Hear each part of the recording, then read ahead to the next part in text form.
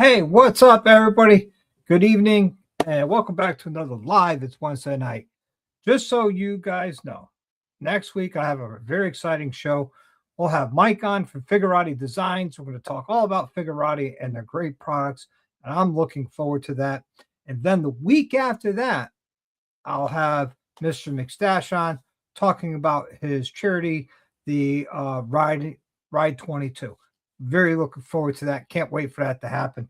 What's happening, Frogzilla? Good to see you. XAN Biker, good to see you. Mr. Evil Rick is in the house. Hello. Robert Bocuccio or Boquicio is in the house. Hello. Good to see you. Of course, my ever beautiful Mrs. Mel Chop is here. Good to see you. Let's see. Did I miss anybody? Gloria was here for a hot minute. I don't think she's here anymore. But if you are, hello, Miss Gloria. Good to see you. Good to see you. Hey, Fatlight is in the house. What's going on, Fatlight? Throttle and Iron's in the house. What's going on? Good to see everybody. Hopefully everybody had a good week. I know I did. I can't complain. Mr. Greg McBeak, aka Cupcake, is in the house. What's going on, Cupcake? You guys missed it. He was on the unaffiliated live tonight. It was good to see him pop in there and not be camera shy. Scruffy Santa Rides, hello, good to see you. Jamin's in here. What's happening, Jamie? Good to see you. Let's see who else. I think I'm caught up with everybody else. Oh no, Tito's here. Hola, Tito. Como está? Hopefully you're well. And glad you're here. Glad you're here. Oh yeah, I see Gloria's still here. Hi, Gloria. You rock.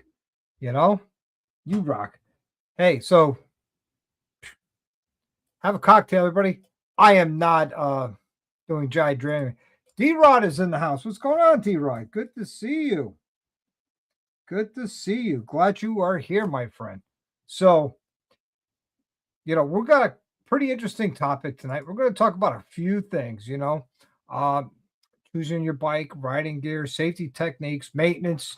We're going to be discussing the different types of bikes, between metric and cruiser, sport bike and touring bike and cruising bike, navigating the laws, lane splitting, lane filtering, improving your skills, braking and cornering, engine performance, torque and horsepower, and my ever favorite, parking etiquette.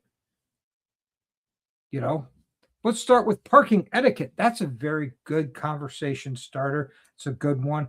When parking your motorcycle, do you feel the proper way to park your motorcycle is to back it in and going in a row or park wherever you want? Hello, Mr. Jack HD AV Travelers in the house. Good to see you, my friend.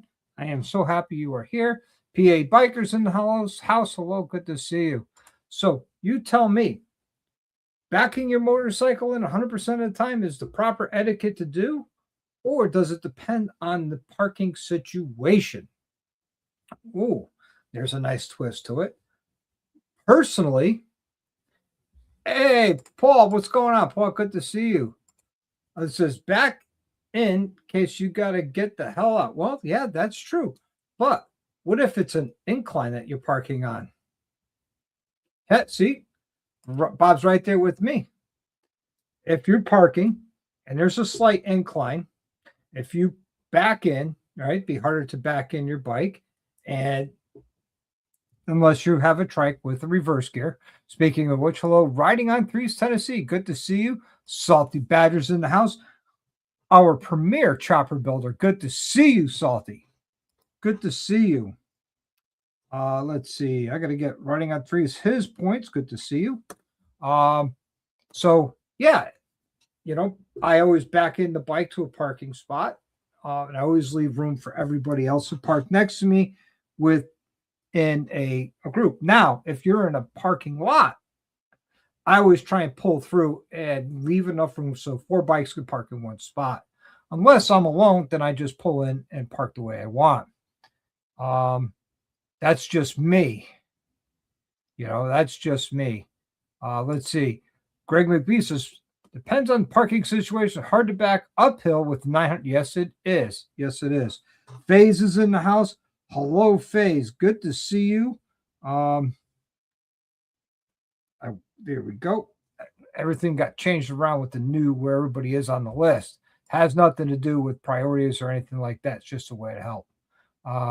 Mr. Chris Venus, good to see you. Oh, okay. We got Chris's permission to start, so we can start now. Proper parking etiquette is when you park next to a kickstart motorcycle, leave ample room for them to start. Bingo. That's also a good one. But the chances of our people parking like next to a Kickstarter, it's not as common as it used to be. It's not. Busted Knuckles is in the house. Good evening, Mr. Busted Knuckles. Good to see you. Thanks for coming in. We're talking about parking etiquette. Now, I always try to back in, but like I said, if it is a parking lot and there's pull-through parking, I always try and pull through.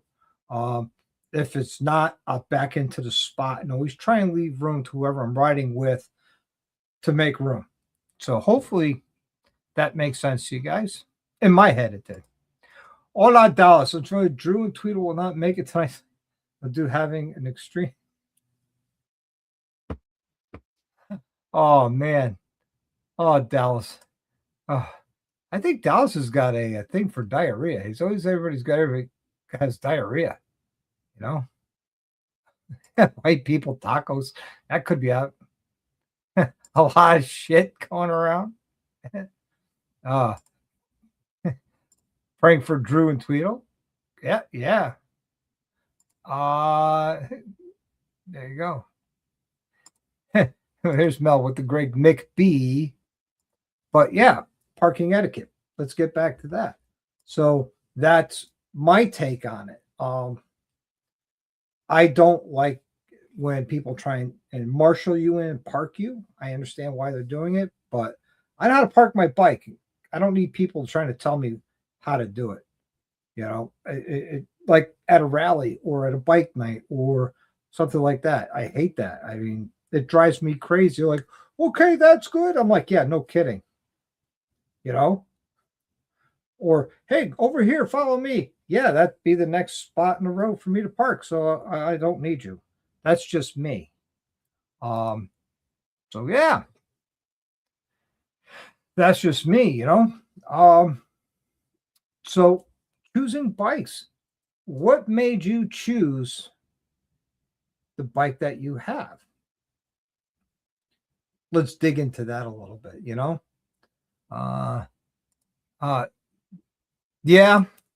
Yeah, at the dealership. Also at Destination Daytona, they do that there during whether it's the spring or fall rally at Daytona.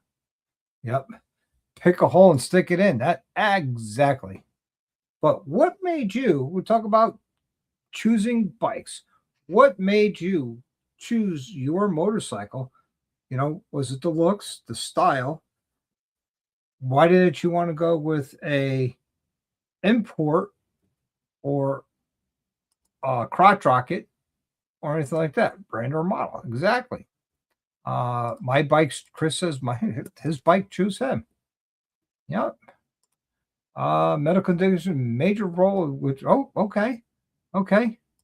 Ride Life Brian, what's going on? I wanted to be a Dyna bro, so I got a Dyna.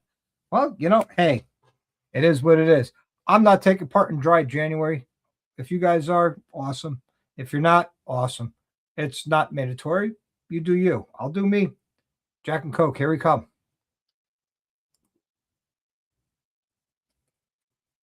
This one, it was on the floor, and my 24 was on the lift. Oh, there you go. But what made you choose a touring bike over a Softail or over a sport bike or a metric cruiser or anything like that? Once everybody puts in there why they chose their bike, you know. Thank you, Tito. I appreciate that. Hopefully I don't influence you in a lot of other things, which, you know, Tito's that type of person. Dr. Harley says, buy this, so I buy it. Same thing with Big Mike. Let's see. First on two.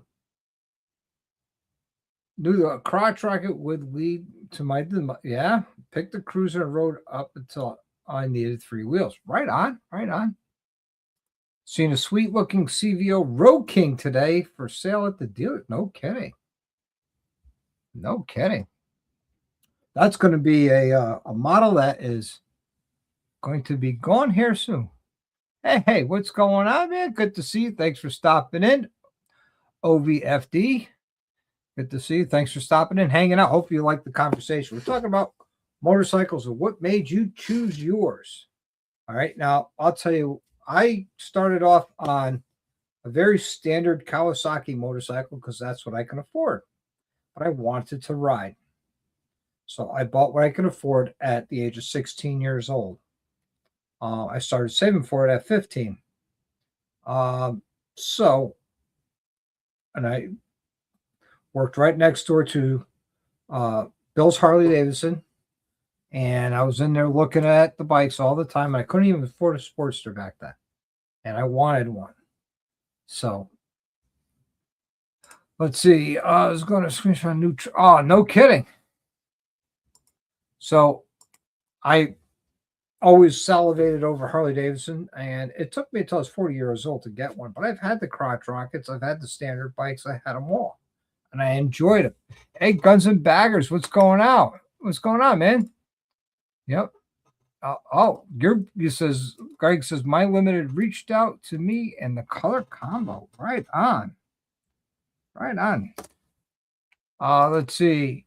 First time I bought touring bikes because I knew at some point I would come over for some miles. Oh, yeah, right on. Right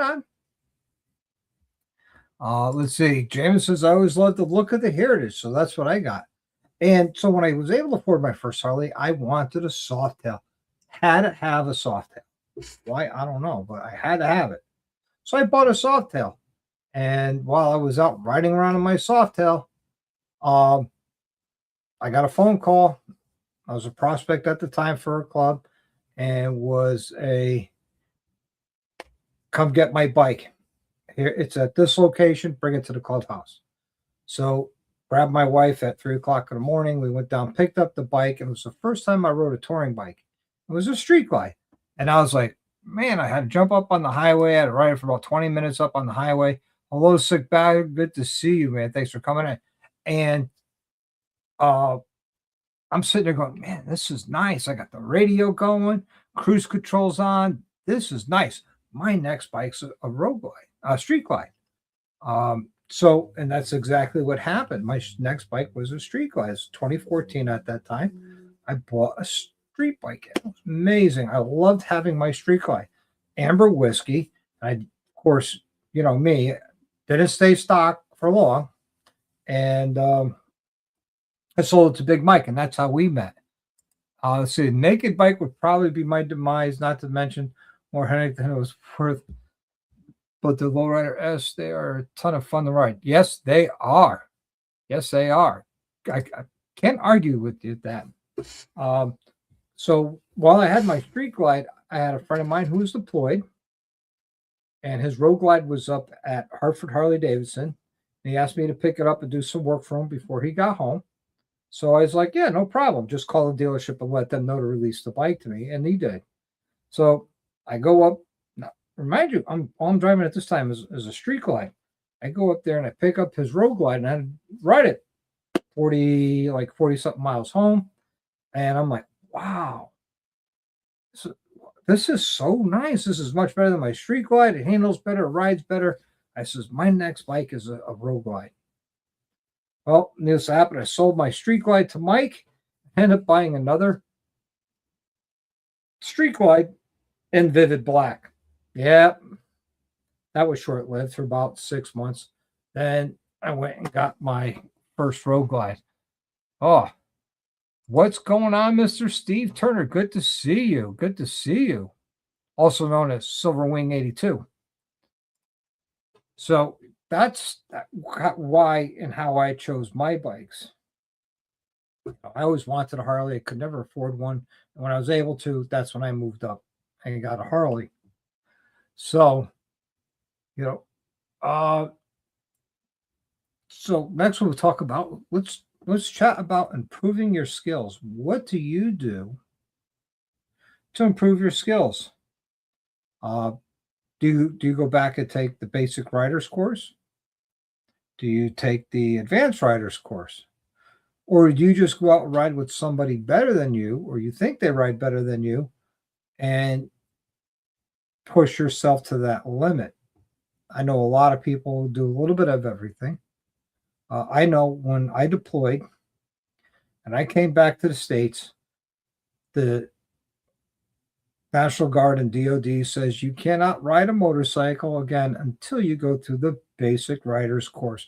No matter how long you've been riding, no matter if you have the endorsement or not, you had to do that. So, me being me is, yeah, sure, okay, no problem. I didn't really listen to him until, yeah, ain't no ride like a robot. Damn straight. Um, until my wife decided she wants to get her license. So we both went and took the basic rider's course. And I could tell you,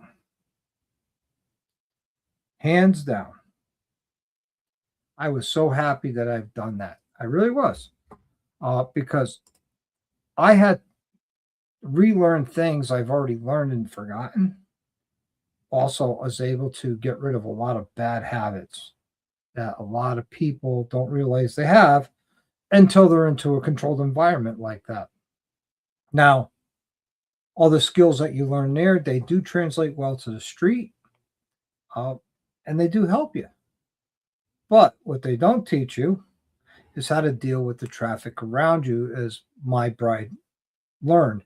Being on the street and being in a parking lot are two different things, because in a controlled environment like a parking lot, there's nobody out there trying to kill you. Or if you go on the street, everybody's trying to kill you, or at least you got to think like that, you know. Uh, Cupcake is saying, I've been thinking of retaking both the beginners and the advanced courses again. It's been about 20 years. You know, there's nothing wrong with that. There really isn't. There really isn't. Um, if you do, I think that's awesome. Personally, I think that's awesome if you do it again. I really do. It's not a waste of money. As a matter of fact, once you get your certificates, you can send your certificates to your insurance company. Not all, but some insurances will give you a discount with those certificates for like 3 years.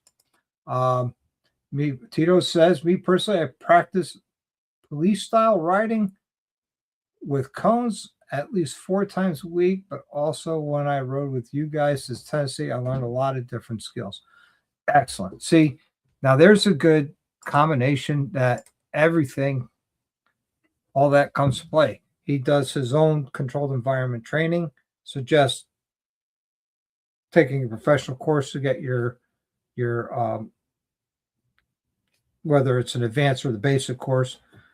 Definitely rode with us out to a short little ride of 800 and something miles from my house, and he rode another 50 some miles to my house. So, uh, I like big bikes. I can't lie. Oh man, good evening, John. Good to see you, man. Good to see you. That's funny.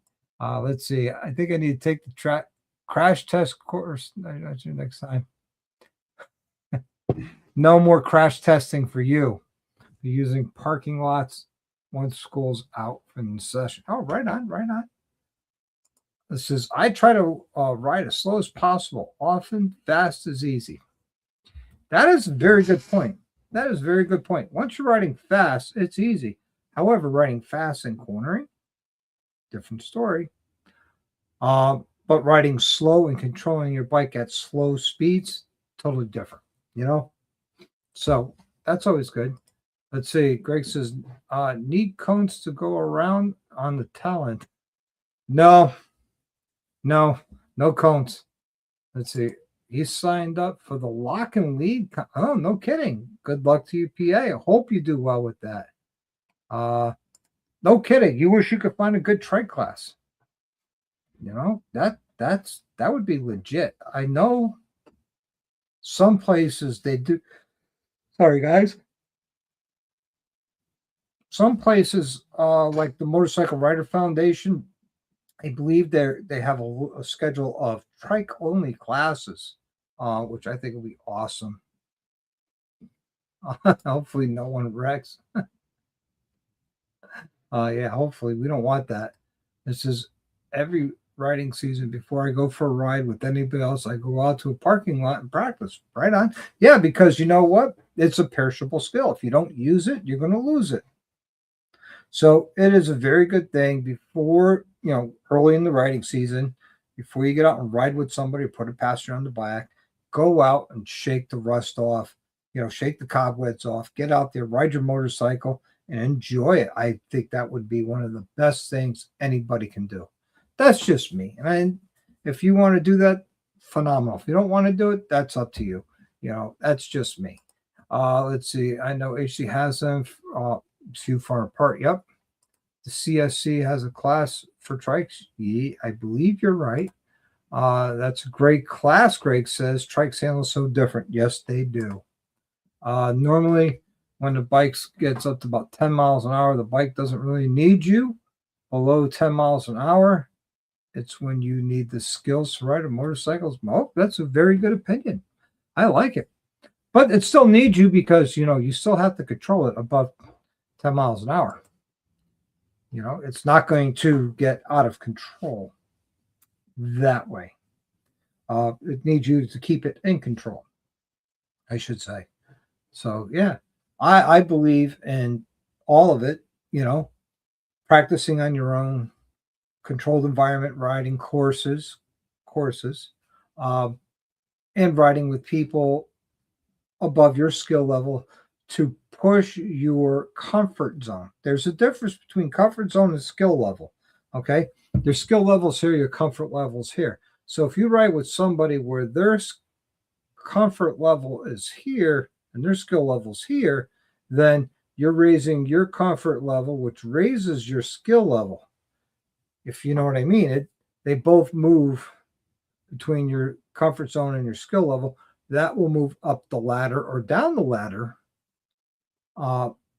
equally. So when you ride with their comfort level is higher than yours, and they push you outside of your comfort zone, but not too far. Okay, that's a slippery slope. Pushing you too far outside your comfort zone could be dangerous. So if you stay within your comfort zone and slightly above it, you will become a better rider. Just want to say that. Let's see. It says I like to take the course with the cones so they can make really tight circles. Yes, they can. Like when the box, I hate the box, but they're not everywhere. I know Florida has a lot, and the Jersey has one. Yes. And Connecticut, all the rider courses have those because you can't get your motorcycle endorsement without that course. Let's see. Friction zone and rear brake helps all the time. Absolutely. Absolutely. But you can override your friction zone and burn out your clutch. You can override the rear brake and burn out your rear brakes faster than your fronts. Yes. Yes, you can. Let's see. Since I've noticed since getting older, yes, it is. Yes, it is. All that is a true statement. The older we get, our reaction time slows down. And it's not due to inexperience. It just goes to, your physical ability and, your mental ability too. So that will affect your reaction time, which is very, very important, which, with improving skills will come with braking and also cornering. Now, when braking, do you always use the front brake? Do you always use the rear brake or a combination of both? Or is it environment dictated? Ooh, that's a good way of putting it. Did the environment dictate on how you brake? For instance, you're riding a nice twisty, windy road, and you're going through the twisties and turns, and you're downshifting and upshifting and hitting your brakes. Are you just using your rear brake or using a combination of both or just your front? Yep. Let's see. Southern Illinois has one of those every year for advanced for awesome. I trust it's a slow race. There you go. There you go. Let's see. Yeah, for you, it's the situation for braking. Yep. Let's see. Below 10 miles, I only use the rear brakes. So above 10 miles an hour, you're saying you only use the front brakes? Because I could tell you my style is I like to do a lot of trail braking. Now, what trail braking is you're braking at the turn or the curve and into it for the first few feet to help bring you around. That's only using the rear brake. And as you release the rear brake, you're rolling on that throttle to carry you through the turn. Just saying. Since I always trail brake in the twisties, yep. And trail braking is when you're making tight turns and you're in the friction zone, you're applying a little brake to help maneuver that bike. That's trail braking. It's just using the rear brake to help the bike trail around and not to get out and away from you.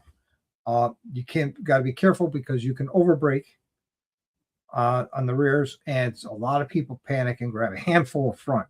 And that's when you get in trouble, especially handlebars like this. You grab a handful of front, all that weight's going to shift and go right onto the front wheel that's turned and bring you right down. It could be very dangerous. Tito also says it can be both depending on situation. Yeah. Okay. Let's see. I'm probably going to be interesting to ride tomorrow, planning on hitting the mountains on. Oh, yeah. Right on. Let's see. The cone course I was talking about is for, competition. Like autocross, but for motorcycles?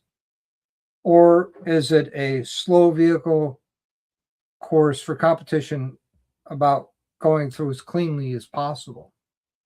I've seen both. I don't agree with the autocross style course for motorcycles. Not really a good thing because I've seen a lot of bikes go down and people get hurt. Was not a good idea.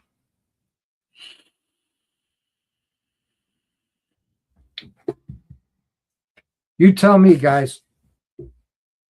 What do you think? You think it's a good idea to trail brake or not to trail brake? Hey, Ridgeport. How's it going, man? Speaking of Ridgeport, boy, he is the new co-host for the Unaffiliated Live. Congratulations to you. It was a very good live.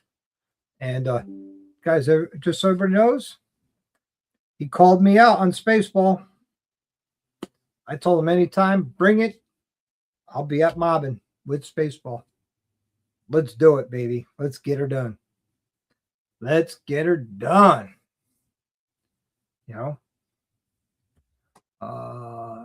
Jamie goes, all depends on the ride. Yeah, right on, Jamie. Right on. Really appreciate you coming in.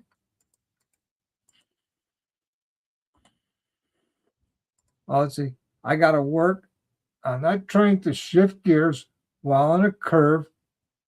On a stitch being, I have a bit of a trike. Hence why I'm heading to the mountains and train and practice. Right on. Greg McBee says trailer braking is a great in certain situations. Got to respect the road. Absolutely. And your machinery. You have to respect the road, the equipment, and Mother Nature because she could jump up and bite you without you even knowing. True story. Mel and I were on a ride. We're on our way home. We were up in Vermont, going down this road, up this hill. And man, it's clear blue skies. It's beautiful. It's like 75 degrees out. Man, it was nice. As soon as we crested that hill, we hit a wall of rain. And it dropped to about 50 degrees. We were soaking wet and we were cold. But it was a great story. I think it's a good trail bike, good habit to get into. Right on, PA. Thank you very much. A lot of cops take that course. Really? The moto cops, right? Right on. No, those moto cops, they know how to ride and handle a motorcycle. I tell you that. I I started putting my money away for mobbing. Yep, started away for this week. Nice, congratulations, good. I chose to ride choppers because if I wanted to ride something easy, I would have called. Oh, Big Mike's in the house, brother Mike. How you doing? Good to see you, my brother. I hope you're well. I hope you're doing well. Mike's going to be getting headed out to Daytona Bike Week here soon. Yes, sir, he is. And so we're going to have to wish him safe travels. But before he goes, I have to do a little adjustment for his clutch. We have to change out the springs, which brings us back into the next part. Engine performance, torque versus horsepower. What do you guys prefer? Do you just prefer torque? Do you prefer horsepower? You can't have both. It's one or the other. Me personally, I prefer torque. Oh, you're feeling better? Yes, I am. Thank you very much. Yes, I was homesick from today. And 50 days of Daytona. Right on, man. Right on. Chris Vita says, I'm a torque guy. Greg McBee says, I'm a torque guy. Right on. Can't have that much torque on one of those survey cars, though, Greg. Just saying.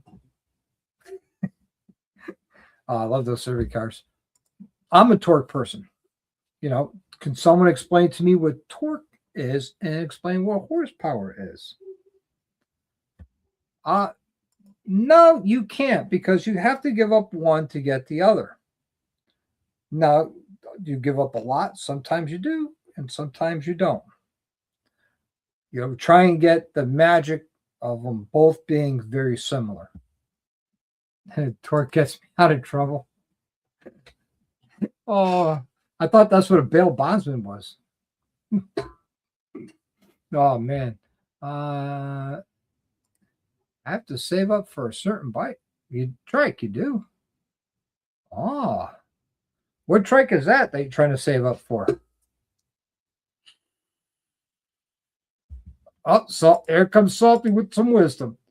Horsepower is how hard you hit the wall. Torque is how far you move it. Bingo. Well, my math equals pi. I like pi. Definitely torque, but horsepower is nice too. Yes, I agree. Yes. Hello, Miss Dr. J. Good to see you. Much love, respect to you, sweetheart. Guys, she was the chosen member of the month for the month of January with her beautiful bike. Facebook Salty beat me to it. Yeah, right on. It is the Froggy. That is the best way to explain it. It's how hard you hit the wall, and how is horsepower, and torque is how far you bring the wall with you. Richport, I'll be there. Oh, real world horsepower showdown. Do dyno numbers translate to street or not? No, they don't. Just want to let you know, they do not. Because the reason why I say that, and this is perfect because we're right into talking horsepower, torque, and all that. When you could take a bike to a dyno shop, have the same guy do the tuning on dyno A, get let's say a bike that 150 horse, 150 foot-pounds of torque, right? 150 squared. You're very lucky you were able to hit both.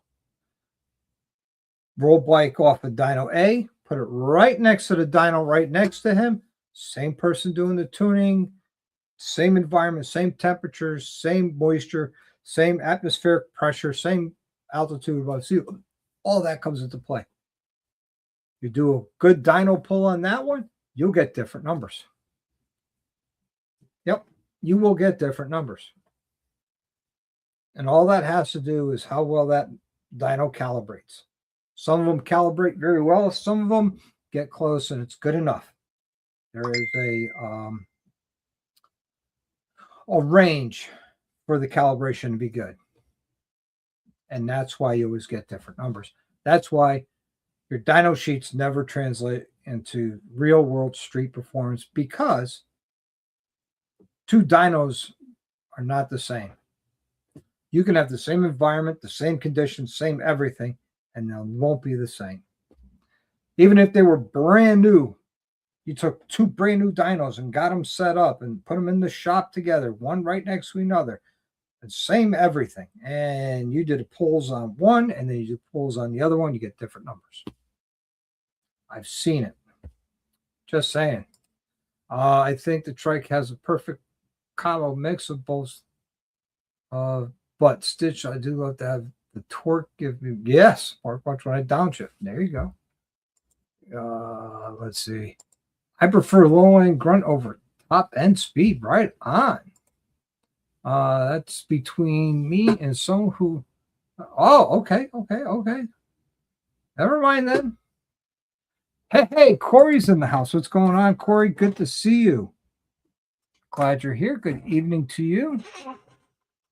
Let's see. Oh, Mrs. Kelpfire's in the house. Hello, darling. Good to see you. Get you your points as well. Best feeling is when it pulls you back into the seat for heart. Yeah, absolutely. Punches you in the chest and puts you in that seat. That is a great feeling. Let's see. Wow, I'm actually all caught up in the side check. Can't believe it. Now, let's talk about navigating the laws between lane splitting, lane filtering, and my ever favorite, breakdown lanes. Do you believe, or should the traffic laws allow all 50 states to allow bikes to lane split in traffic below a certain speed limit? So if, let's say, you're in traffic and it's moving along at 20 miles an hour, should lane splitting and filtering apply? Let's see. Corey says all three should be legal. All right. Should it? I mean, cops lane split and they're police cars. You see them all the time on the dotted white line, hitting on a 2-lane highway, hitting their lights and sirens, and everybody's moving to the left and right, allowing that center of the 2 lanes there to come together to make one just for the cops. They're lane splitting with a police car. Yes, they are. But they have to get to the accident or to the emergency, and I understand that. But should it be legal? I believe so, because sitting in traffic is when you're most vulnerable. Because don't know how far behind you where traffic is not stopped and people are not paying attention and they start hitting cars, and then it's an accordion effect, right? Hopefully it misses you. The problem is cagers will get butthurt. They feel like you're cheating. Well, too bad. Because I'll be honest with you, when there's traffic, I go down the breakdown lane. I do. And when if the traffic is moving, I will lane filter. What does that mean? I will go through the cars just to get where I'm going, you know? Let's see. More to the point, the cops have to be. I want to see Evil Rick split with a trike. Yeah, that'd be interesting. This is, I had the breakdown line all the time. I don't sit in traffic, while you're waiting to get to the rear. Yes, that's exactly it. That's why I do not sit in line in traffic, because I don't want to get rear-ended, because that could hurt. And I've gotten pulled over for the cops for it. Be honest with you, I have. But what are you going to do? I've nearly researched several times in rush hour, very heavy traffic. So if I was allowed, I'd use the side lanes. I would use them in a heartbeat. Well, it's not illegal till you get caught. Just saying. When you get caught, that's a different story. Hey, Carney Vanguard's in the house. What's going on, man? Good to see you. Good to see you.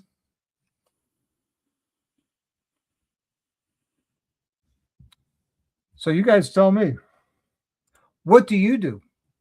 Do you lane split? Do you lane filter? Do you go down the breakdown lanes? Or do you sit there in traffic and let everybody do their thing?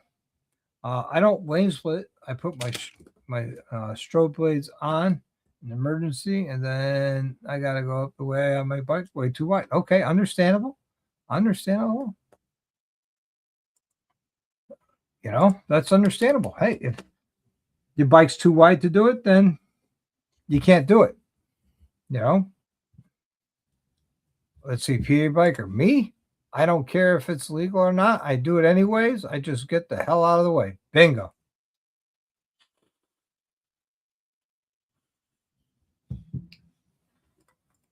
I'd rather pay the ticket than pay the funeral. Oh, yeah, right on. Right on. Hardwire's in the house. What's going on, brother Hardwire, man? Good to see you. Thanks for coming on and hanging out. Hey, no cocktail time.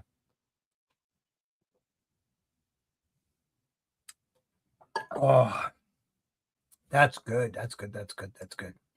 So, I want to hear from everybody. Do you lane split? Do you filter? Do you use a breakdown lane? I do all three. Not at the same time. I can't. But there's times I've been lane filtering, hit the breakdown lane, filter, hit the breakdown lane, filter, and then lane split. But if I'm in a group, I won't do none of the above. The max group I'll do that in is 3. But if it's a group of 4 more bikes, then I won't do any of it. I lane split or at least turn the bike that way at intersections. Okay. James says, I don't. Okay. Understandable. Understandable. Like I said, there's not right or wrong. It's what you're comfortable with. It's your comfort zone. That's what matters. And my reasoning, if I get pulled over, which I have, I'll explain to the cop. 1, the bike will overheat because it's air cooled and not moving is not good. 2, I don't want to get rear-ended. If you're going to give me a ticket, give me a ticket and let me on my way. Let's see. Hellfire says, I got caught in a stop-and-go traffic jam in New York State Highway because of an accident. I was riding with an ex-cop, so we stayed put. I would have said, see you at the other end. I think road conditions, time of day, confidence, and right. Yes, absolutely that does. Oh, excuse me. I don't do any unless I'm behind a moron. Oh, there you go. Just a way to get over. Richport says, I ride the shoulder for 15 miles this summer, rolling to New Hampshire. Yep, my bike was too hot to sit in traffic. I understand that. It says, I don't want to do any of those unless I felt conditions are right for those options. Oh, and there's nothing wrong with that. Again, it's your comfort zone. I'm just trying to get a gauge of where everybody's feeling and figure this would be a good conversation topic to talk about. It's cheaper than a hospital bill or my life. Bingo. That's a good way of looking at it too. This is, I went through all of Chicago in the breakdown lane, every chance I could with 3 other bikes. That was on your way out to Sturgis. Oh, man. No yawning before you know. Hey, V-Rodder's in the house. What's going on, V-Rodder? Good to see you. Good to see you. Glad you're here, buddy. So, let me know, V-Rodder. Do you lane split? Do you lane filter? Do you go down the breakdown lane? We're all talking about it. I want to know what y'all do. And hey, let us all know. Fill us in. And then if you get stopped, how do you navigate the laws? Hey, Droop's in the house. What's going on, Droop? Droop is the man, and he is here. Droop. What's going on, Droop? Good to see you, buddy. Glad you're here. I miss you. I miss your lives. I miss seeing you. Hopefully we get to hang out sometime in the near future. You're more likely to get a flat tire riding in the show. That is a risk that you're going to take. You are 100% accurate. That is a risk that I'm willing to take. That's just me.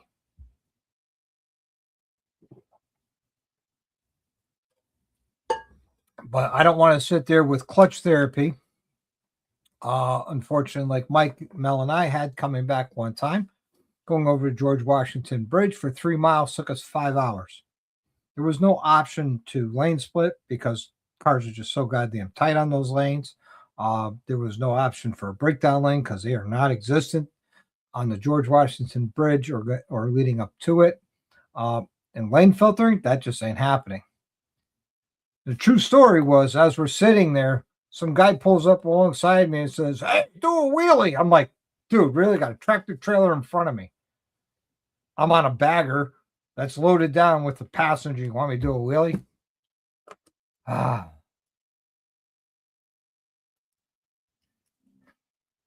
mean, I think he was trying to be funny, but he wasn't. But that's just me. Maybe he was serious.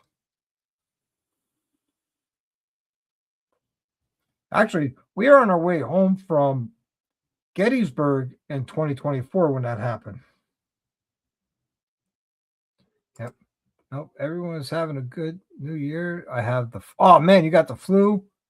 Man, I hope you feel better. Get over soon. Um, go ahead, doctor. What could go wrong? Yeah, right. No, thank you. I don't want to do wheelies. Period. That's not my thing. I don't mind watching them. I don't mind seeing people do them that practice at it and do a good job with it. Me, on the hand, I'm not that very good. Yeah. The flu is bad this year, V. Rodder says. I would agree with you on that.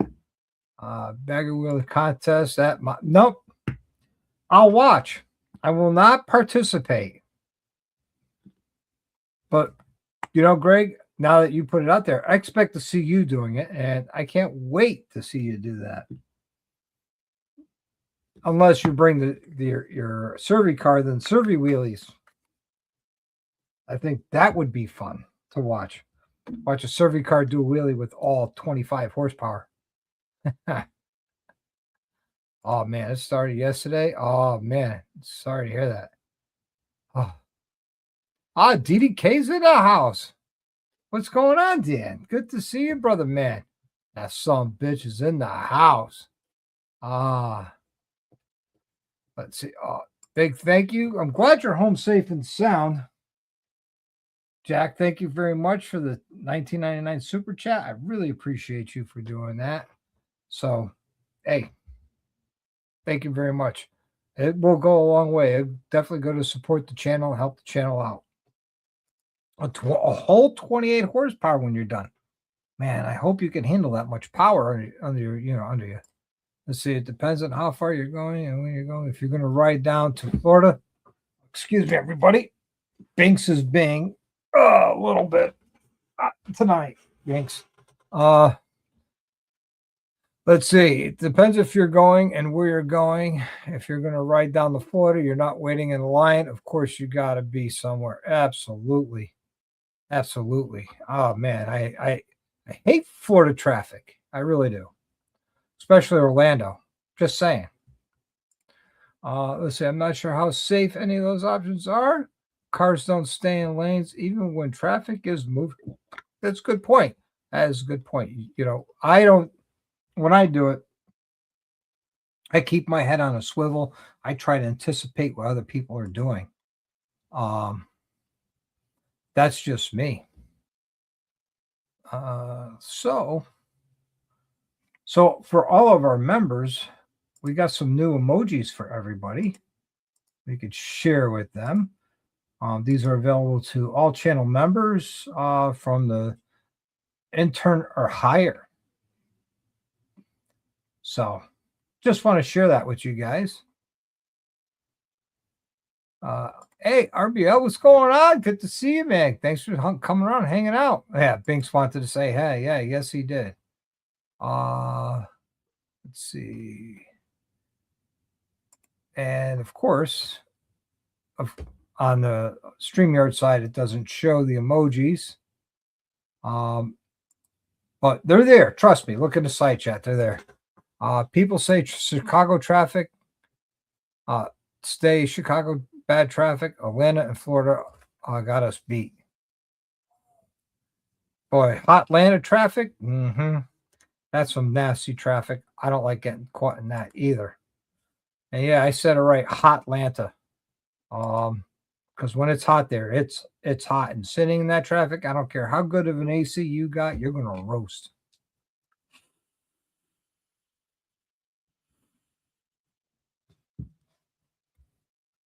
But you know, that's just me.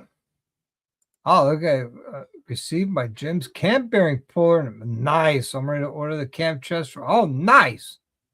Good for you. Good for you. Can't wait to hear what cam you're getting and all that other stuff. Let's see. Sounds like Chicago got more problems than just traffic. Yeah, yeah.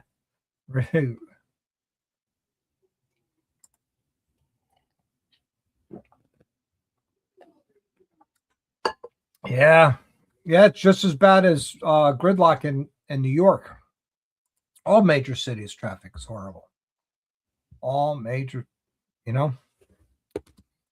Now we talked about breaking the laws. Uh, Riding gear. What does everybody use for riding gear? You know, what riding gear do you use? Me, depending on the temperature, it's either full face or a half shell helmet. I'm always wearing gloves. Uh, and at the very minimum, t-shirt, jeans, and sneakers. Yep, I know that's not very good riding gear. I know it's not very good riding gear. That is the risk I'm willing to take. We ride two up. Ain't light. Plus, we travel with full saddlebags and pack as many, even tow a trailer at some point. I think we may go to SS. Oh, no kidding. Good cam. It's a very good cam. The more miles you have on your bike, more expensive to get the bike at 93,000 miles on it. So have a little. Okay. You get, well, miles don't equal experience. I know Rolling Throttle did a good live on that. Do miles equal experience? And my personal take on that is no. Why? Because if you're riding 100 miles, let's say down 95 in Florida, what experience are you getting? Or if you ride 100 miles in the mountains of West Virginia, getting a little bit more experience on how to ride. But we'll touch on that. Let's see. All depends on the weather, but always wear boots or riding shoes to cover my ankles. That's what's recommended. Full face, modular helmet, gloves, jeans, sometimes boots. How many people here have heated gear and rain gear? I have rain gear. I don't have heated gear. I want to get heated gear.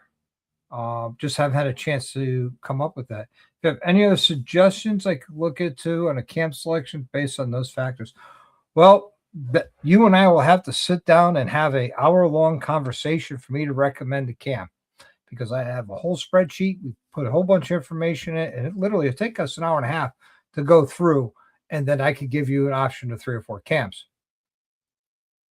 I just can't tell you off the top of my head, this is the best camp. Anybody who sells you that, they don't know how to build a motor. Because I'm going to cam select a cam for you. And cams are like shoes. One does not fit everybody. That's why there's so many cams out there, so many different cam manufacturers, so many different cam profiles. Depending on you and your riding habits, that's how I select a cam. Things like, when do you shift? What RPMs you ride at? What's your weight, your passenger's weight? How often you up? Are you looking for torque? Are you looking for horsepower? Are you looking? The list goes on and on and on. Let's see.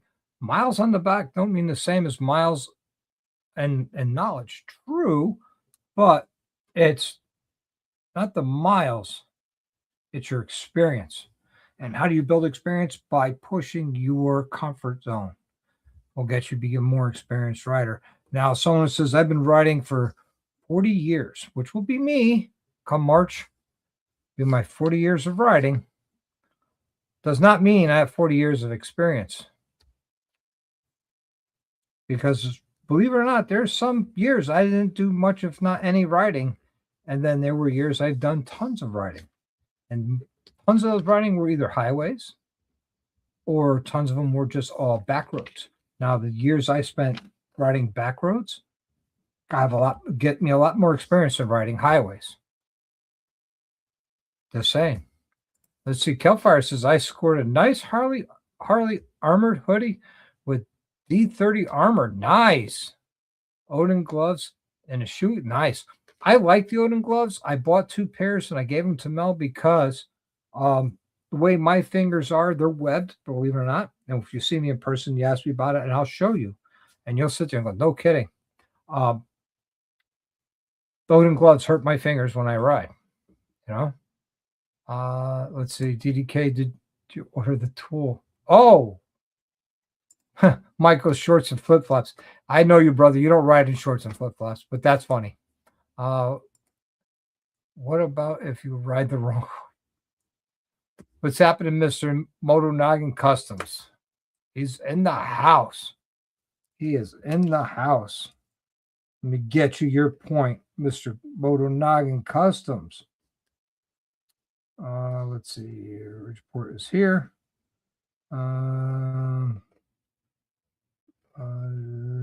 Benjamin. Let's see, Moto. Where are you? You're in here. I know you're in here.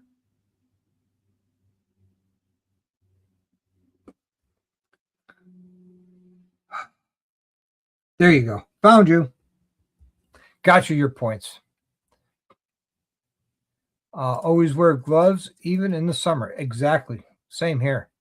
I was just wondering if one of those where you're playing the ordeal or if it's actually the quality. I was talking to DDK. Speedos and helmet. Okay. All right. That's something. Let's see. The worst drivers are in New Jersey, and I've been all over the country. Yeah, Jersey drivers are pretty bad. Yeah, Factlight says he would love some heated gear. Me too. I would love to get some heated gear that I could plug into the trickle charger port. Just won't have to worry about a battery. Do they make cold gear for the summer? Yeah, it's called a T-shirt, honey. Let's see. Change boots, long T-shirt. Okay, and helmet. Right on. I don't need heated gear. I use Clam Outdoor snowmobile ice fishing suits for the winter. So you look like the kid from A Christmas Story. I can't bend my arms. That would be funny. It says, I'm trying to get better about wearing a helmet. There's no helmet law in Illinois. Yeah, there's no helmet law here in Connecticut. What I did is I made a conscious choice that if I'm going to ride Spaceball, bare minimum protection is a helmet. Bare minimal to ride that bike. And I got so used to wearing a helmet that when I jump on my road glide, I just wear a helmet. You know what? If you start and just wear your helmet before you get on your bike, before you know it, be second knowledge. It's about the only thing I've done right. Always boots and jeans, and depends on the weather. Right on. Oh, they do make it. Yeah. Hey, stranger. You got Kelfire. Keep you. Let's see. You say you ride in Jersey or Baltimore, they'll give you years of experience, matter of hours. Yes.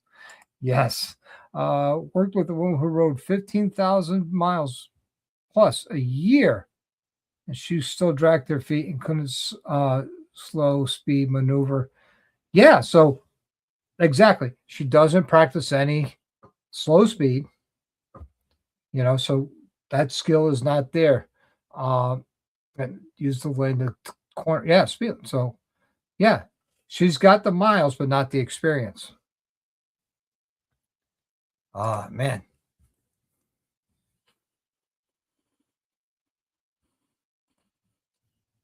Won't take a passenger if they don't have jeans on. Yep. That's good. like I said, I have rain gear. Mel has rain gear. I'd like to get us some heated gear. We do have a heated seat and I have heated grips, but I'd like to get us some heated gear, at least the chest part, because with the full face helmet, the neck gaiters, that keeps the head and neck warm. Uh, but I'd like to get like a heated jacket to keep the core warm. If you keep the core warm, then you'll stay a lot warmer. Let's see. I was thinking about time for seat and miles. Aha, there you go. There you go. Even if you get time and you want to go through it with me, yeah, we could plan an evening for that. Definitely. Just let me know when you're available and we'll figure it out. We'll make it happen. And like I said, we're going to spend about an hour and a half on the phone, between an hour and a half on the phone. And when I talk to you, it's a come to Jesus moment. Because the information you give me, if I go up and pick a cam for you off the information you give me, it's not right, then it's not my fault because I went off the information you gave me. And the way I do it, it has been proven for over 150 camshafts that I installed. Not to toot my own horn, but I've done this with just about every person that I installed a camshaft for, and how I selected their cams, and they are extremely happy. They might not be getting the best dyno numbers, but they're getting the best performance out of the bike of where they want it.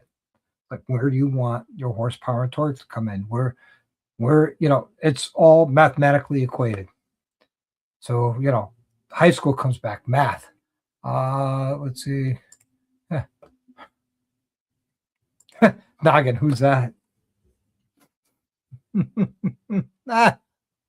Why you call me out like 3/4 helmet all the time with my card of communication if it's warm out, shorts, and a t-shirt. I'm a big t-shirt guy when it's nice and warm out. But normally, if it's not that warm out, and I'm talking like 80 plus, then I got a sweatshirt on or a light jacket, definitely jeans, always sneakers, maybe boots once in a while, but always gloves, and at least a half helmet to a modular, full face modular. Let's see, Tito. I think it's better to practice in a controlled environment when you're actually going on long distances.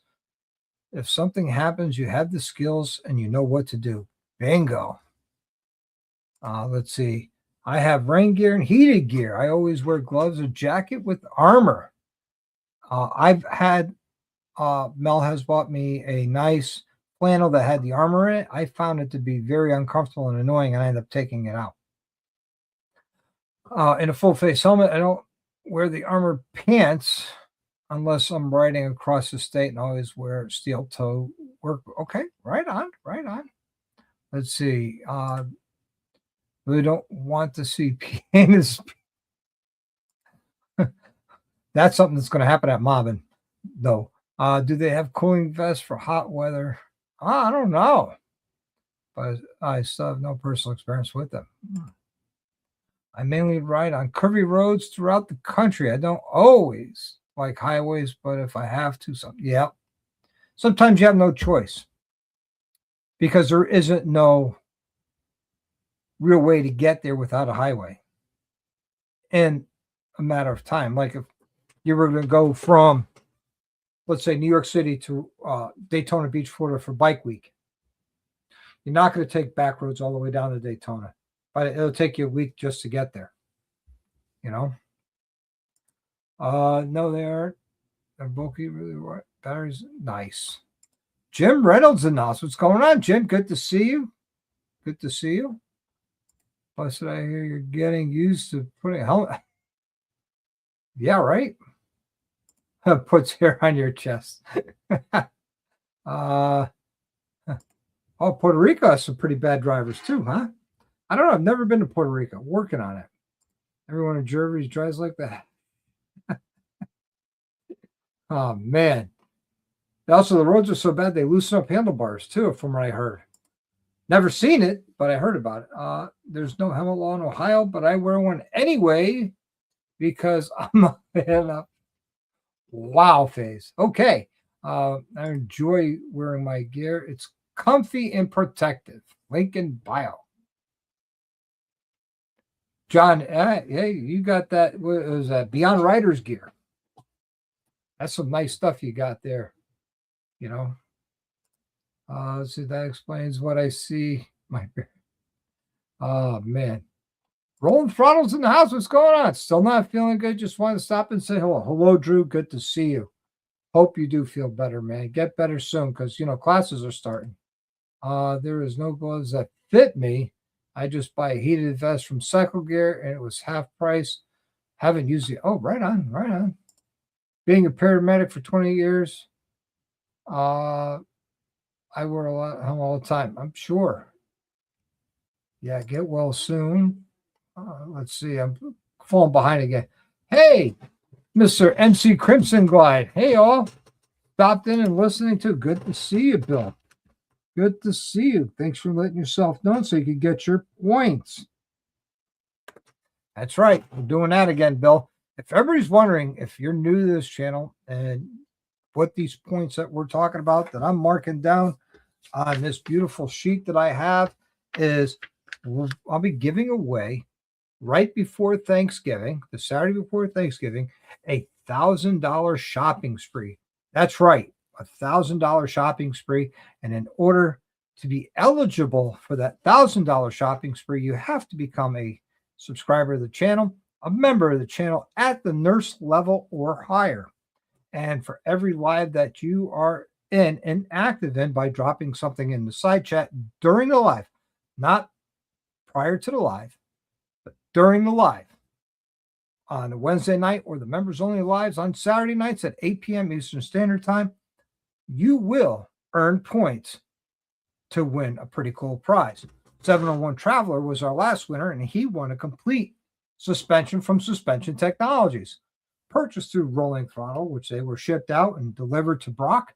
And now he's deciding, do I put him on my current bike or buy a new bike? I haven't heard of what he's planning on doing. So now we're doing $1,000 shopping spree, which will be drawn the Saturday before Thanksgiving. And why I chose that date is because when I take you shopping on that shopping spree, we could use all the Black Friday sales and everything. So you can stretch that shopping spree out to get more products and stuff for you and your motorcycle.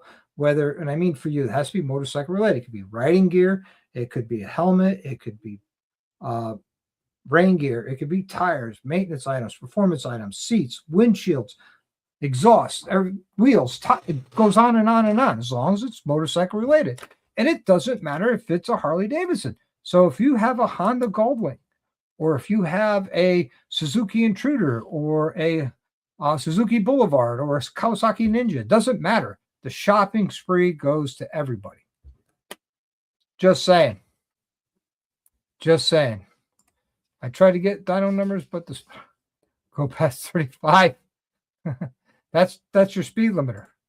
Let's say. So if you want to, click the join button, become a channel member. I think it'll be amazing. It's exciting. Or the other way you can enter is at any given point in time, you could send a $100 super chat on a Wednesday night live, and that will get you 10 entries. It's that simple. Oh, you can't stay awake? Good night. See you later, Jamin. Thanks for coming in. Let's see. Anyone have experience with Daytona helmets? Yes, I do. I love my Daytona helmets. I have a Daytona half shell, and I have a C6 modular. If you go to DaytonaHelmets.com/discount/Dr.Harley, you get a 15% discount. Hopefully that discount code is still there. And that C6 helmet, which is like $439 with that discount, brings it just under $400. I love my Daytona helmet. I know everybody who has one loves them. So highly recommend them. They're comfortable. They're a good value for what you're getting. Good night, Drew. Feel better. I'll talk to you soon. Let's see. Bridgeport says the Harley Davidson heated gear is amazing. No kidding.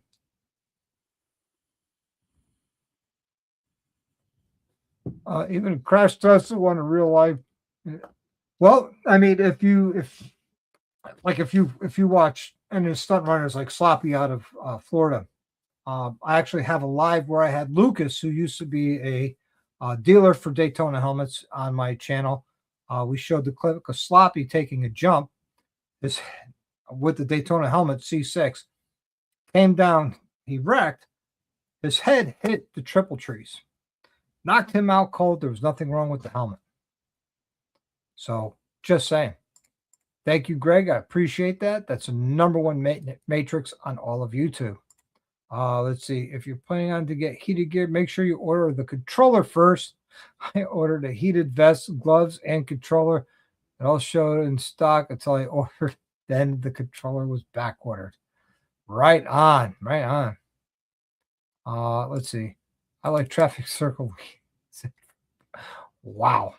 Oh, good. We're just still here. Yeah, right on. Desert life for cooling.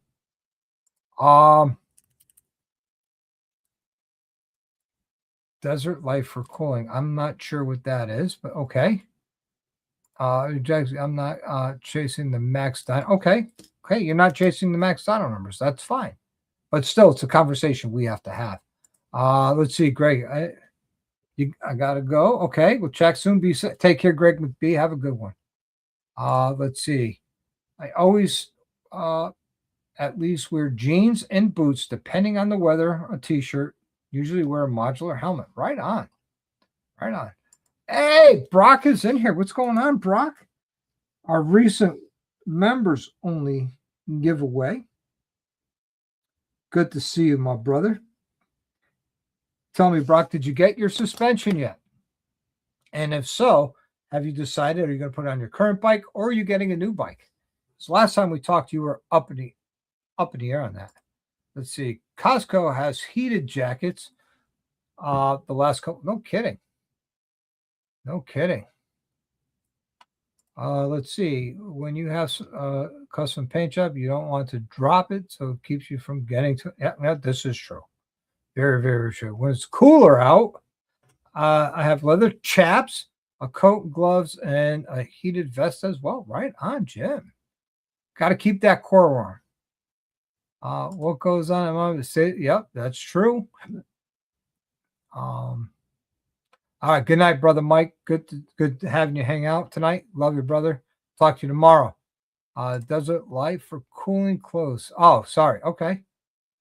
I know Under Armour works well for cooling. We wear them over in the Middle East. In the summer months, it's just because of the moisture wicking and everything like that, and you stay drier and cooler. OVF, you're in side chat. Okay. Thank you, Evil Rick. Oh, how do you get in the side? You are in the side chat. You are in the side chat. There it is. Okay. Oh, see, Brock says, I got him. I am currently trying to slide on the bike. Yeah, right on. Well, no rush, right? No rush. Kind of curious, though, when you make the decision, what you're going to do. You're in the side chat unless you're referring to getting on the chat live. Yeah, you mean to get up on the channel live? Yeah, we're not going to be inviting anybody on tonight. Just got home. Have 2 boxes. See, it pays to play. You want to be a member? You could be like 701 and win some pretty cool stuff being a member, because everybody will tell you I don't keep the money from the membership. Matter of fact, from what I make on YouTube, the past 4 months up until the giveaway, I was putting it all into the giveaway, so I had enough money to pay for it.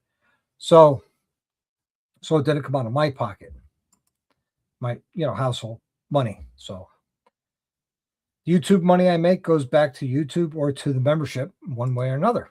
And right now we're at $1,000 shopping spree. If the budget will allow, hopefully we'll be able to add a second prize and a third prize. That'd be pretty cool. That would be pretty cool if we could do that. What do you think? Think that'd be pretty cool, guys?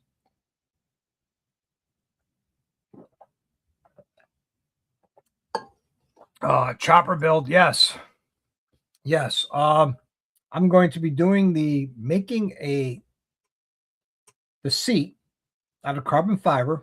I'm sorry, not carbon fiber, out of fiberglass.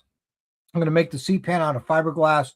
I'm going to order some high density foam and some spray glue, and I'm going to put the whole thing together, shape it, and form it to what I think is comfortable. And then hopefully I'll take that seat pan that I make. First time I'm ever going to be making a seat pan. Scary. Hopefully we will be able to, get that up and have it work.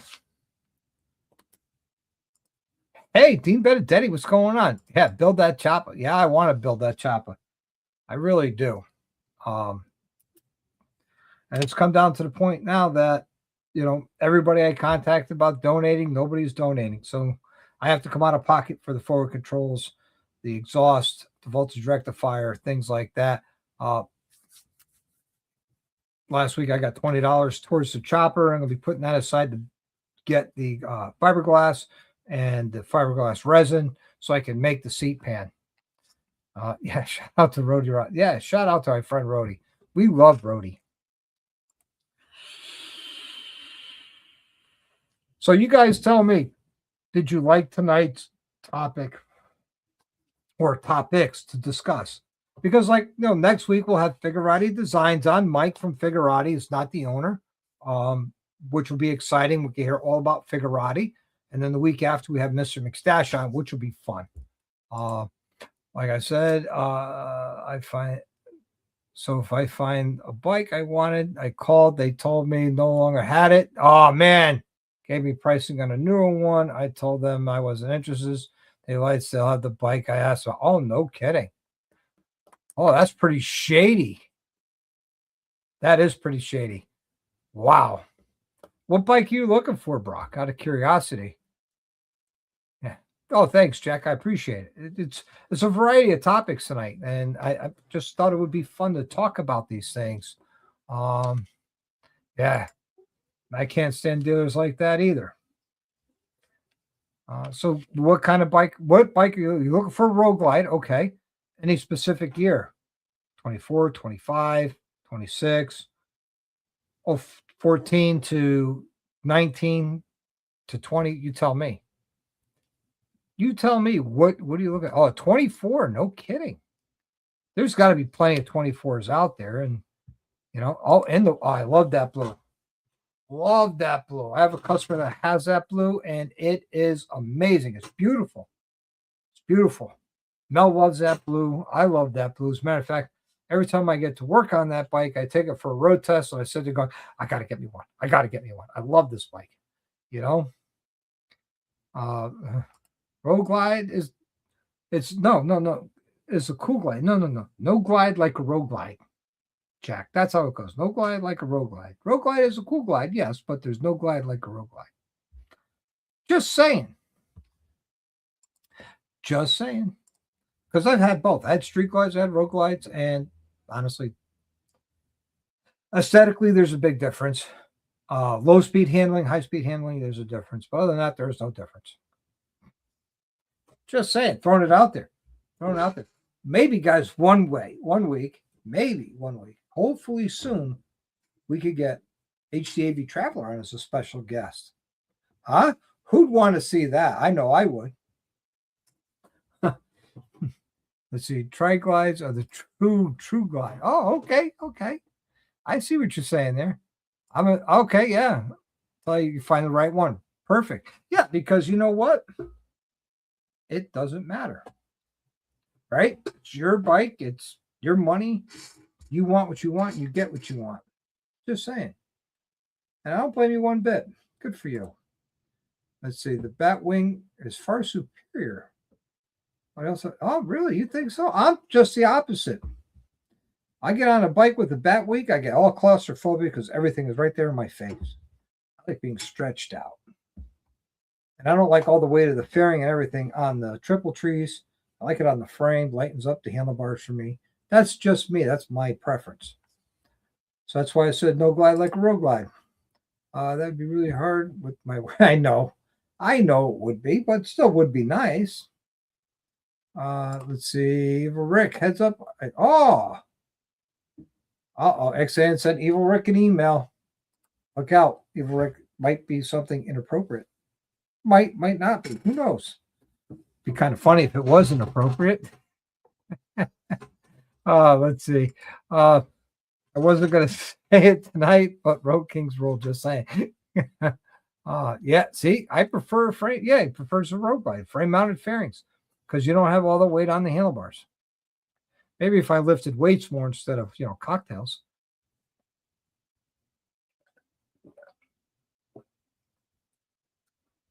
But, I like that. So Figurati is going to be cool. It's going to be fun next week. I already created the live and created the thumbnail. We'll be talking about the products that they started with, their current products. So if you guys don't know who Figurati is, they're the guys who invented the magnetic dipstick. That's right. And they have a lot of other cool parts that are out. They're coming soon will be the vented dipsticks that are magnetic. They're also coming out soon with a reusable oil filter that has 4 magnets on it instead of just 1. I'm looking forward to seeing that. And they have a whole bunch of jewelry for your bike. That's right. They have some pretty cool jewelry to go in places like axle caps or swing arm covers and so on and so on. Man, let's see. Fact, I just got 2 Figurati parts for Chris. Aw. Yeah, I have their transmission dipstick and my road glide. I'm waiting on the vented dipsticks for the street glide and spaceball. It's a bit hard to get used to, really. You turn the handlebars and see nothing else turning. Well, it's like driving a car then, right? When you turn your steering wheel and your car turns, your headlights go one way and you're turning this way. So, I mean, it's no different there. Plus, when you're riding, you're not really turning your handlebars, you're leaning, so it's going with you, I know the dipsticks are doing their job on both bikes. Can't wait. Yeah, yes, they are. Yes, they are. Let's see. Road Kings are traffic circle queen. Wow, poor Drew. Man's not feeling well, and everybody's picking on him. Let's see. Yeah. 701 sent me text me a picture of the bike. It's a beautiful bike, 701. So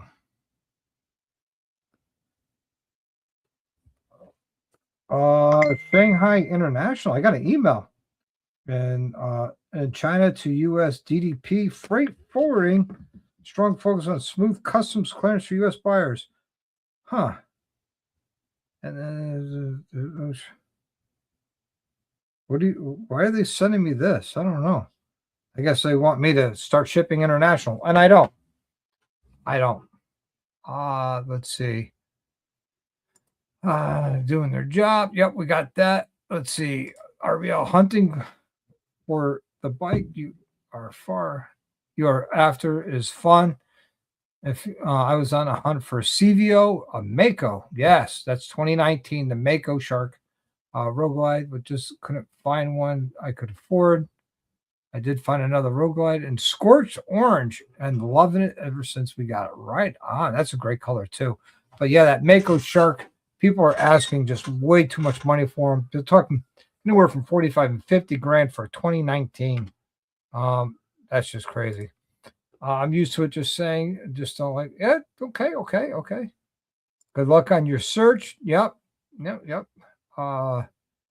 They want your credit card. Yeah, I'm pretty sure they want my credit card. They're not getting it.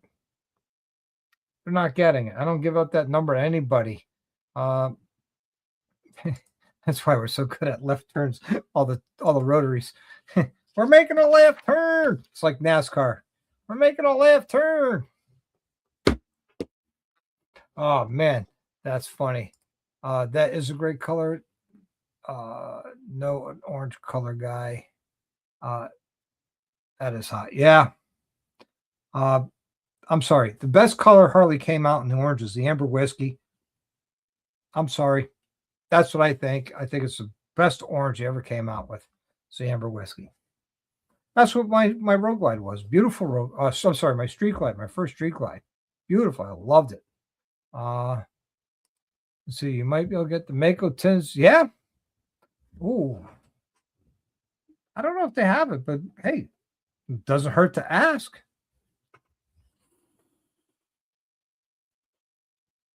Mel coming in with the good options.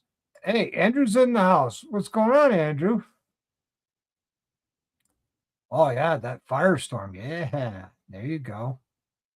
There you go. That's a great color. Ooh.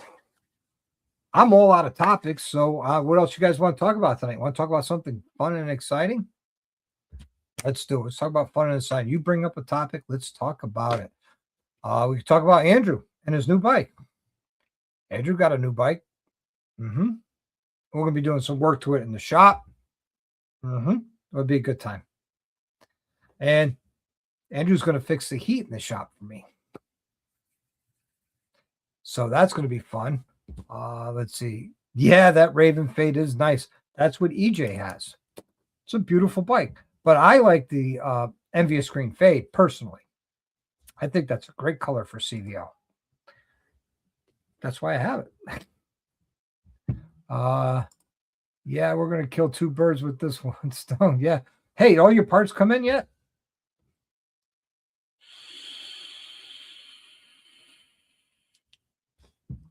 All the parts come in yet, Andrew? Out of curiosity. Let's see. I know a dealership close to me that wants close to $22K for a 21 Road Glide and a Snake Venom paint. Yeah. And a new one should be dropping in a week or so. Exactly 1 week from tonight. Oh, waiting on the cam still. Okay, right on. Right on. Let's see. The kit should be coming tomorrow. Oh, right on. Gets a brand new bike. We're going to drop a cam right in it. I'm talking about new bike, new cam. We're changing lifters, push rods, clutch stuff. We're doing all the good stuff. Good tuner. We're going to get her done. Same as Road Glide Andy.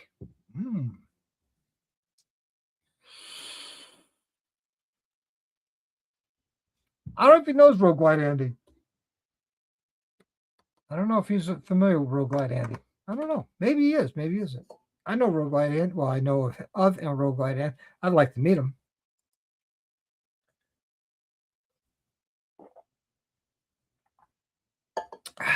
Boy, that's good. Negative. Oh, see? Nope. But yeah, I'm looking forward to digging into Andrew's bike. I can't wait to make that Mo better. The Mo Better Blues. Just make sure you get me those lifters before we do the cam job so we can get it done in one day because I have to have those lifters soaking for 24 hours.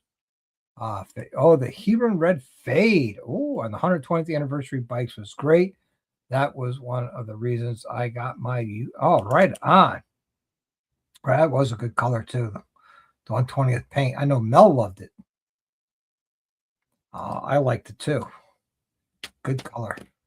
Got everything for the heat. So when I come Sunday, I'll bring the kit. Bingo. Yeah. Oh, man. Yes, of course I'm pumped for Sturgis. I can't wait for Sturgis to come, but I can't at the same time because I don't want to rush my summer. All right. First, we got to get through spring and everything. I can't wait. Get out of this cold, get rid of the snow and the salt and the sand, all that crap so I can get out and ride my motorcycle. You forgot to mention I'm changing the head pipe too. I already had the chrome slip-ons with performance adjustable baffles, ordering a Chromeworks aggressor head pipe too. Oh, right on. That's cool. It's a good head pipe. That's a really good head pipe. Personally, I'd like the Fuel Moto Jackpot head pipe. I think that's a great working head pipe, but there's nothing wrong with the one from Chromeworks either. I have no relationship with the guys at Chromeworks other than that when I see them at a rally, they see me. We recognize each other, say hello, and we shoot the shit and just hang out, have a good time. Yes, the 120 paint job was beautiful, but also tobacco fade and Diablo paint was awesome too. Yeah, we know, Jack. Pretty soon it'll be cold too. Don't worry about it. It's currently 35 degrees here, cloudy and moist. Yep, I said it, moist. It's 40 here. I'm going riding. Good for you. Oh man, 71, and you were riding? Lucky you. Yeah, the Eldorado was a great color. They need to bring it back. Yes. Yes. Yes. It'll be in the 40s here too, but rain. Yeah. Well, that'll wash away all the crap that's on the road and the snow. Can't wait. Yeah, it goes, I wish I was working in Texas. Yeah. Moist. Yeah, it's moist out. It really is. I'm sorry if you don't like the word moist, but it is what it is. It's describing what it is outside. It's moist. It really is. But so, hey guys, I'm gonna let you in a little secret. This weekend I'm dropping the video drops for everybody to see of what to look for when buying a used motorcycle. The next video after that will be, you ready for this? The most overlooked maintenance items on your motorcycle. Maintenance items that people do not think about doing or don't even do or just plain ignore when they do their own services. And it's very important that these get addressed, and that's why I'm doing a video. I'll be probably filming that tomorrow, editing it tomorrow night, getting it ready to go for a week from Sunday, but the members will have access to view it. So if you're a member at the intern level higher, you can have early access to all my videos as soon as they drop. And the new video was recorded with our nice new camera from Insta360, the Ace Pro 2. And I did tie it up with the DJI Action Pro 5, and you get to see the difference. Let's see, riding on threes, probably wheel bearings. I think the front on the trike is getting close to needing. Yeah, that wheel bearings are one of the many things that get ignored, believe it or not. All right, Bridgeport, take care, man. Have a good one. We'll see you on the next live from the Ride Life podcast. Let's see, 61 day. I mean, 30. Yeah, this is true. That's a great topic. Not overlooked maintenance item. Yeah, you're right. One of them is brake fluid. A lot of people sit there. I never flush the brakes in my car. What I have to do to my bike? I'll explain that why in the video. All right. Now I'll be explaining why in the video why you should do it on your motorcycle, even though you don't do it in your car, even though it is recommended that you do it in your car. Let's see. So I worked in Longview for a year and boom, next few months. Yes. Tire pressure. Yeah, it's another one. Yeah, they should flush both. Or do what I do when it comes time to flush the car, trade the car and buy your wife a new one. Just saying. Just saying. All right, guys, we've been at this just over an hour and a half. I've run out of things to talk about. I'm just rambling on, giving you ideas of what's coming in videos and things like that. Let's see. I know on the trike, the brake fluid gets changed out once a year because it gets hotter and quicker than the trike than normal. Yeah, this is true. All right, everybody. That's all I got for tonight. Hopefully you enjoyed tonight's live. I try to keep it interesting and bring you a lot of good topics for all of us to get into. I thank everybody for chiming in the side chat and staying on topic with me tonight and doing everything.